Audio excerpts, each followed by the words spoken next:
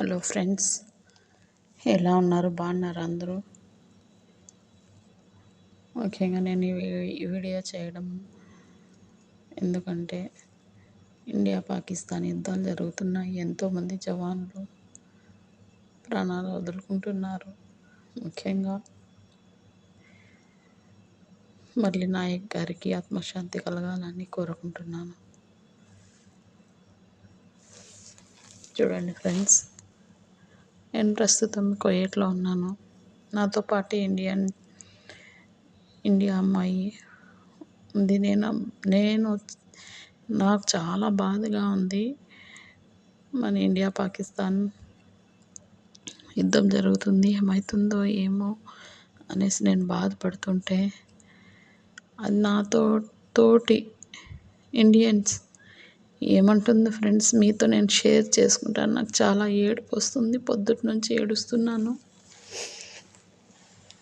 పోతే పోతారు, మనకెందుకు, మన బాధ మనకు, మన కష్టం మనకు అంటుంది ఫ్రెండ్స్. అలా అనుకుంటే మన కోసం, మన ఫ్యామిలీల కోసం, మన బిడ్డల కోసం, మన దేశం కోసం జవాన్లు ఫ్యామిలీలు వదిలేసి, తల్లిదండ్రులకు వదిలేసి మన కోసం వాళ్ళు పాటుపడుతుంటే,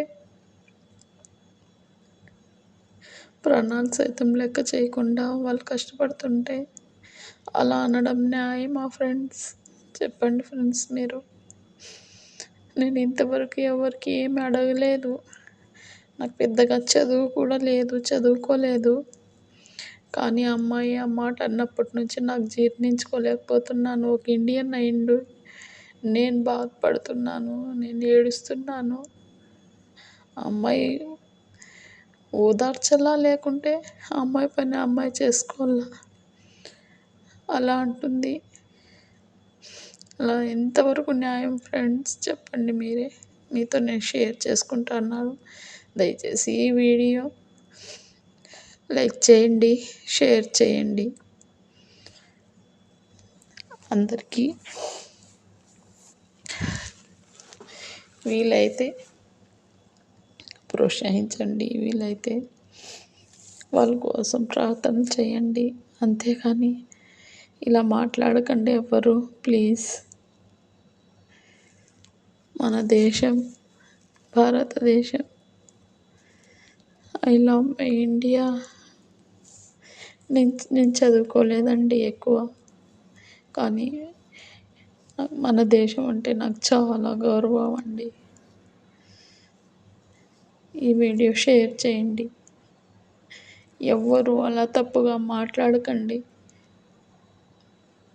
ఈరోజు ఒక జవాన్ చనిపోయినాడు అంటే వాళ్ళ తల్లిదండ్రులు, వాళ్ళ అక్కచెల్లెళ్ళు, అన్నతమ్ముళ్ళు ఎంత కష్టపడి పెంచుంటారు, ఎంత బాధపడుతుంటారు. వాళ్ళ కడుపు కోత ఎవరు తెలుస్తుంది ఫ్రెండ్స్? చెప్పండి. అలా అనొచ్చా? ఆ అమ్మాయితో నేను కలిసి పని చేయడం కూడా నాకు ఇష్టం లేదు ఫ్రెండ్స్. కానీ ఇక్కడ ఉన్నాను, ఏం చేయను చెప్పండి. వీడియో షేర్ చేయండి ఫ్రెండ్స్.